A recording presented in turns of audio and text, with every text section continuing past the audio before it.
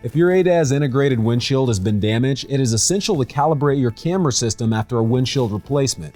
Keep watching to learn 5 reasons why an ADAS windscreen calibration is essential for protecting you, your passengers, and others on the road as well. ADAS windshield calibration includes a complex network of features and components, including cameras, sensors, lasers, and radars. Recalibration is critical once you've had a new windshield installed to ensure all the safety features are working properly and that it meets OEM standards. Even the slightest amount of damage to your windshield can reduce the functionality of your windscreen sensors and cameras.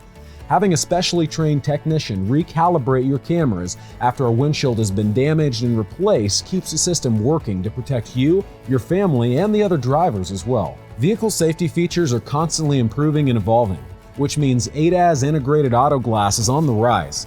It is essential to your protection and the safety of others that if your vehicle is equipped with an ADAS windscreen, it is professionally installed and calibrated with precision.